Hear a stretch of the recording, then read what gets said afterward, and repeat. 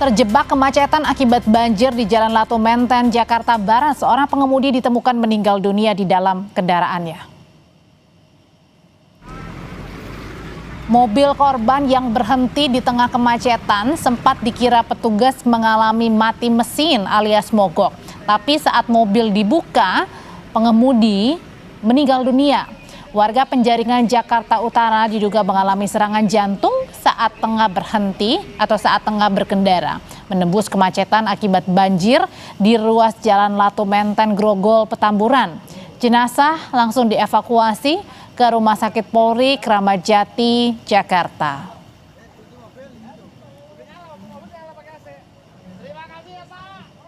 Ada mobil mogok, lanjut mau saya dorong, ternyata nggak ada reaksi. Saya buka, ternyata udah meninggal di dalam kendaraan. Untuk korban laki-laki atau perempuan? Laki-laki, perkirakan sekitar umur 40. Ada luka-luka atau tanda penganiayaan? Ada, kemungkinan sakit jantung mungkin. Siap, Dok. Ratusan rumah terendam banjir lebih dari 1 meter di kawasan Raya Rawat Rate, Kecamatan Cakung, Jakarta Timur. Akibat banjir, perahu karet diturunkan untuk membantu mobilitas warga. Dari pantauan udara terlihat banjir merendam permukiman warga di RT 10 RW 05 Kelurahan Rawat Rate, Kecamatan Cakung, Jakarta Timur, Kamis siang. Banjir saudara merendam rumah warga di kawasan ini sejak Kamis pagi. Memenuhi kebutuhan sehari-hari, warga terpaksa melintas di tengah banjir atau menggunakan perahu karet yang disediakan kecamatan. Banjir yang merendam kawasan ini terjadi akibat tingginya intensitas hujan di wilayah Jakarta sejak Kamis dini hari.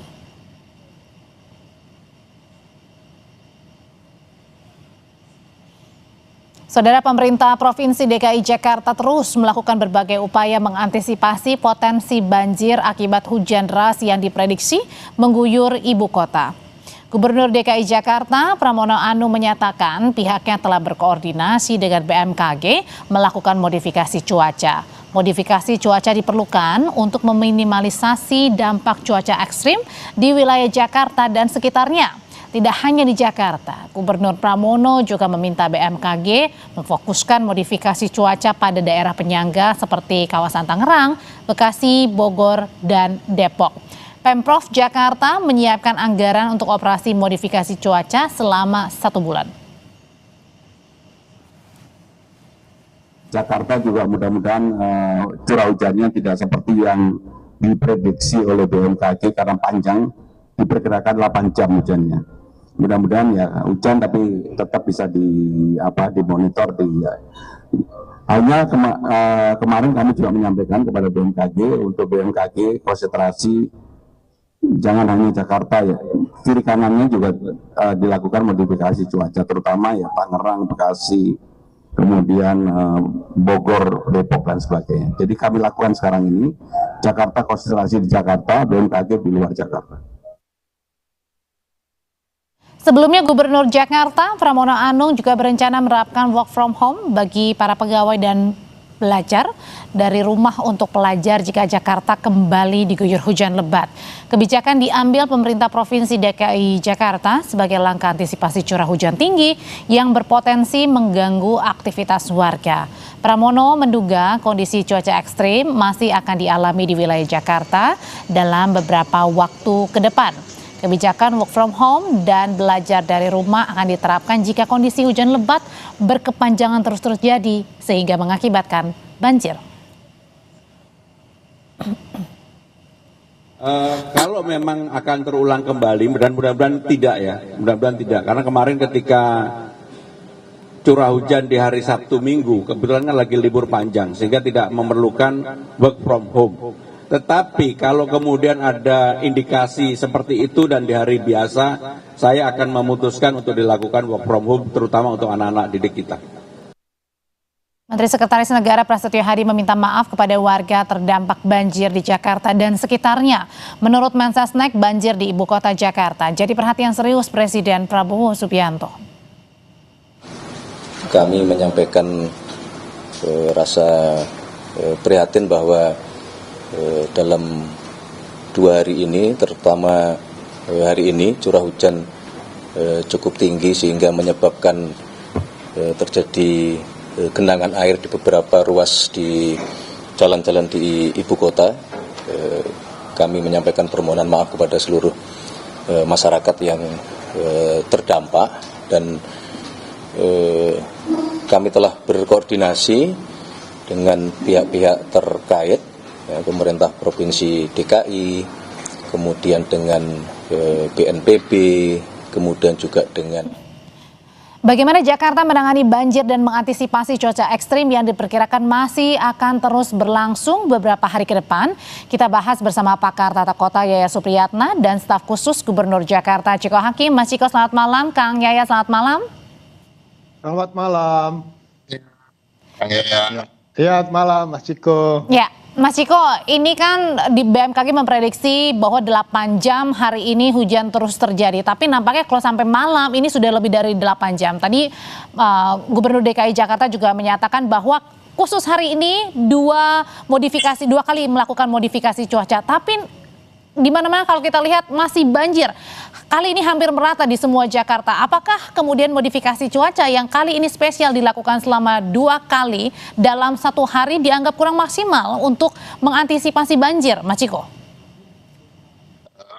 Jadi begini ya, terkait dengan modifikasi cuaca itu harus kita pahami dulu. Modifikasi cuaca itu dilakukan untuk menurunkan intensitas dari hujan yang turun. Jadi tidak serta-merta artinya kalau modifikasi cuaca dilakukan dan berhasil artinya cuaca kemudian hujan serta-merta berhenti, cuaca begitu cerah dan matahari menyinari kita semua. Tidak begitu, tetapi menurunkan intensitasnya. Artinya kalau kita lihat fenomena hujannya pada hari ini, hujan itu deras, kemudian berhenti, kemudian rintik-rintik, kemudian berhenti, kemudian deras lagi. Itu adalah hasil dari modifikasi cuaca tersebut. Artinya kalau tidak dilakukan modifikasi cuaca, hujannya itu lebat, deras, tanpa henti berjam-jam, bahkan sampai sekarang. Jadi itu yang harus kita pahami dulu. Jadi terkait dengan pertanyaan apakah modifikasi cuacanya berhasil, tetapi tentunya kita harus tahu cuacanya begitu ekstrim. Artinya hujan yang seharusnya turun justru tidak ada berhentinya sama sekali.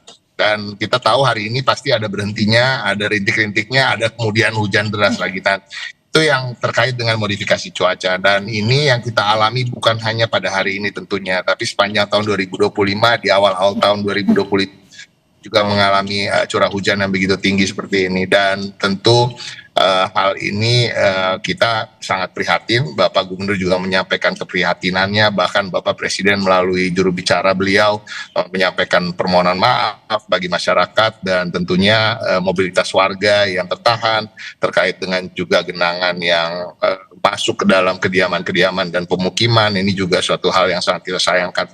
Tetapi ke depan modifikasi cuaca akan tetap dilakukan, tapi itu tentunya tidak cukup.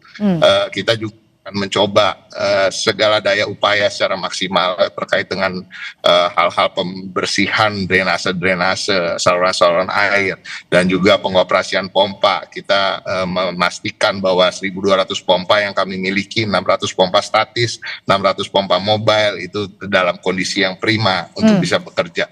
Tetapi kalau kita mau jujur, mohon maaf bahwa curah hujan yang begitu ekstrim ini memang jauh di atas kapasitas atau kemampuan dari infrastruktur Jakarta untuk menanganinya. Dan inilah yang terjadi ketika itu kita juga sudah beberapa kali membahasnya dengan Kang Yayat tentunya sebelum ini. Dan ini ke depan tentunya adalah awal tahun 2026 sekarang, artinya ini awal tahun anggaran, dan memang tahun ini sudah dianggarkan cukup tinggi, hampir 3 triliun untuk pengendalian banjir, dan mudah-mudahan proyek-proyeknya ke depan bisa cepat terlaksana, sehingga bisa mengurangi apa yang kita alami hari ini. Kang Yayat, tadi kalau dikatakan Mas Chiko, modifikasi cuaca khusus hari ini bahkan dilakukan sudah 2 kali dalam 1 harinya. Mesin-mesin pompa juga terus disiagakan. Yang menjadi pertanyaan sebenarnya kalau tadi dibilang di luar dari kapasitas karena memang hujan terus-menerus terjadi begitu ya. Ini kalau gitu pertanyaannya bagaimana bisa mengurangi dampak-dampak? Karena kalau kita lihat di kawasan DI Panjaitan saja dari pagi tinggi tapi sempat surut, tapi kemudian sekarang naik lagi karena curah hujan. Bahkan di kawasan Latu Menteng Grogol ada yang sampai meninggal dunia meskipun disebabkan karena mungkin saja sakit jantung begitu ya, tapi di tengah kemacetan dan banjir, Kang Yayat. Ya, ini menarik. Saya menambahkan penjelasan Mas Ciko tadi. Bisa dikatakan modifikasi cuaca itu ibaratnya parasetamol. Dia hanya menurunkan suhu itu untuk mengurangi intensitas curah hujan. Menurut BMKG itu berkirakan turun 20-30%. Jadi dia tidak menghilangkan hujan, tapi mengurangi potensi curah hujan yang tinggi. Jadi bisa dikatakan bahwa modifikasi cuaca membantu untuk mengurangi intensitas curah hujan ekstrim menjadi sangat lebat, atau sangat lebat menjadi lebat, dari lebat menjadi ringan. Nah, jadi sebetulnya ini sebetulnya untuk membantu mengurangi tingkat risiko bencana yang besar. Karena sekali lagi kalau saya tunjukkan peta ini ya, ini peta yang sudah kita tahu lah bahwa sebetulnya kapasitas untuk master plan pengendalian Jakarta itu memang harus ditingkatkan 3 kali atau 4 kali. Yang sekarang ini kan hasil desain tahun 73. Jadi otomatis desainnya tuh untuk menampung curah hujan Q-nya berapa. Misalnya contoh, Jakarta didesain untuk 120 mm. Hujan sekarang rata-rata 150 sampai 200. Jadi otomatis ketika sistemnya sudah tidak mampu, maka modifikasi cuaca menjadi pilihan untuk mengurangi risikonya. Artinya di sini memang ya katakanlah penderitaan kita agak dikurangin karena terbantu modifikasi cuaca. Cuman memang pilihan kita akhirnya pilihan reaktif lah kesannya ya. Reaktif, kemudian harus dengan modif untuk mengurangi risikonya. Saya dengar-dengar anggarannya cukup besar. Setahun ini katanya 31 miliar. Nah, jadi sebenarnya modifikasi cuaca ini bukannya meniadakan tapi mengurangi dampak yang lebih besar gitu. Iya, jadi dia diperkirakan mengurangi 20-30% potensi intensitas curah hujan yang bisa dikurangin. Artinya apa? Yang saya katakan tadi, dari ekstrim mungkin bisa dikurangi jadi sangat lebat, dari sangat lebat menjadi lebat, lebat menjadi ringan. Nah, jadi pertanyaannya sekarang kan, bagaimana modifikasi ini apakah menjadi solusi terus-menerus? Karena masalah yang terjadi bukan soal hujan saja, tapi pada kapasitas sistem kita dan lingkungan kita yang makin lama makin rusak. Jadi suatu saat Jakarta itu ketika tidak mampu menyelesaikan masalah penanganan infrastruktur banjirnya, maka modifikasi cuaca satu-satunya pilihan untuk mengurangi risiko potensi banjir semakin besar. Gitu. Oke, itu pilihan yang secepat mungkin gitu ya, Kang Yayat ya. Nah, Mas Ciko, ini kan di gambar ini kawasan DI Panjaitan Jakarta Timur yang tadi pagi sempat menyentuh ketinggiannya 70 cm, sempat turun. Sore hari sempat naik lagi. Kalau sekarang sih kalau kita lihat memang sudah mesin-mesin sudah berjalan ya, karena kalau kita lihat ini sudah semakin banyak para pengendara yang bisa melintas. Kalau tadi sangat sulit sekali, hanya di sisi sebelah kanan saja paling maksimal begitu ya para pengendara bisa melintasi kawasan jalur Transjakarta karena itu lebih tinggi gitu Mas Ciko. Pertanyaannya apakah ini kemudian juga menjadi evaluasi bahwa mesin-mesin untuk penyedot air ini seharusnya lebih bekerja maksimal sehingga cepat terurai atau berkurang air banjirnya? Jadi terkait dengan mesin tadi yang disampaikan, mesin itu tidak bisa bekerja 24 jam. Mesin itu harus ada istirahatnya, karena dia ada ausnya, ada panasnya, dan lain-lain. Nah ini yang harus kita pahami juga. Jadi jumlah total dari mesin yang air tadi terkait dengan pompa-pompa air itu semuanya dimaksimalkan bekerja. Tetapi kembali lagi memang apakah kemungkinan ke depan harus ditambah, bisa jadi itu menjadi salah satu solusi yang ke depan. Jadi yang harus kita ingat bahwa ini adalah tahun anggaran baru, dan tahun anggaran baru itu artinya anggarannya pun belum turun, dan artinya juga proyeknya juga harus dimulai. Dan ini masih bulan Januari, dan harapan kita secepatnya setelah dalam waktu dekat ini semua akan kita lakukan, dan ini menjadi evaluasi tentunya apakah akan ada penambahan pompa air. Kalau terkait dengan memaksimalkan kerja, justru kerjanya sudah maksimal. Tapi tadi bahwa suatu mesin itu tidak bisa bekerja 24 jam dalam sehari, dia harus diistirahatkan. Dan artinya tadi terkait dengan sudah berhasil menyurutkan dan kemudian ada lagi dan lain-lain, itu tentu terkait dengan kinerja mesin itu sendiri. Tapi apakah ke depan akan kemungkinan ditambah? Bisa jadi, karena ini menjadi evaluasi kita. Tetapi percayalah bahwa Pemprov DKI Jakarta sedang melakukan segala daya upaya yang mampu kami lakukan, dan instruksi Bapak Gubernur juga sudah mensiagakan seluruh dinas, bukan hanya dinas sumber daya air, bahkan dari dinas perumahan, dinas-dinas perhubungan tentunya untuk mengatur arus lalu lintas, Satpol PP yang hari ini mengerahkan kendaraan-kendaraan truknya untuk kemudian mengangkut masyarakat pulang kerja, pulang sekolah, dan lain-lain yang tidak bisa melakukan mobilitasnya sendiri karena kendaraannya tentu tidak bisa melalui genangan yang tinggi. Dan ini terus akan kita lakukan sambil berharap tentunya cuaca ekstrim ini bisa kembali bersahabat pada kita, dan di luar itu juga kembali lagi memang modifikasi cuaca terus akan kita lakukan. Tadi Kang Yat telah menjelaskan bahwa menurunkan intensitas sampai 20-30%, artinya bayangkan hari ini tanpa modifikasi cuaca sama sekali, dampaknya akan lebih berat lagi. Tapi memang solusi jangka pendek ini nggak cukup. Ada solusi jangka menengah, jangka panjang. Artinya pengerukan harus lebih masif lagi dan akan lebih masif kita lakukan. Dan masih banyak lagi seperti normalisasi dan giant seawall yang akan dimulai proyeknya pada bulan September 2026 ini. Dan mudah-mudahan ini bisa terlaksana dan ke depan Jakarta bisa bebas atau bisa minimal dalam mengalami dampak hujan deras. Tapi kalau misalnya terus-menerus terjadi hujan di kawasan atau di wilayah Jakarta dan sekitarnya, pertanyaan selanjutnya, kalau tadi Kang Yayat juga bilang daya tampungnya sudah maksimal banget nih. Kalau gitu pertanyaan selanjutnya, apakah warga Jakarta mau tidak mau ya harus menerima kalau misalnya banjir terjadi di hampir seluruh wilayah Jakarta akibat hujan terus-menerus terjadi? Usai jadi Bapak-bapak tetap bersama kami di Sapa Indonesia Malam. Menyambung pertanyaan saya sebelumnya, Kang Yayat, kalau tadi daya tampungnya sudah maksimal dalam waktu jangka pendek, jika hujan terus-menerus terjadi, pertanyaannya apakah kita harus pasrah menghadapi ya sudah banjir, ya mau nggak mau kita hadapi, Kang Yayat? Ya, pertama begini, kalau ada anekdot mengatakan living harmony with water, berdamailah dengan air. Tapi kan tidak seperti itu. Kelihatannya Pemprov itu kemarin sudah mulai mensosialisasikan bagaimana menghadapi kondisi kedaruratan. Jadi ketika banjir itu tidak bisa kita elakkan, pasti akan kondisi darurat.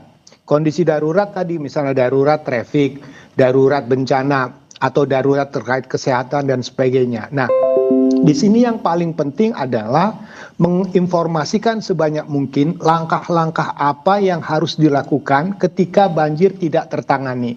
Salah satu opsi yang dipilih oleh Pak Gubernur adalah work from anywhere, work from home, ya kan? Jika kondisi banjir tidak mampu kita atasi. Jadi pilihan kita ketika bencana sudah kita tidak bisa atasi, artinya kita menghadapi kondisi darurat. Nah, pertanyaannya kondisi kedaruratan yang bagaimana yang harus disikapi. Seperti contoh, di luar Jakarta, misalnya di Pati, di Pekalongan, itu banjir bisa seminggu, bisa 2 minggu, panjang sekali.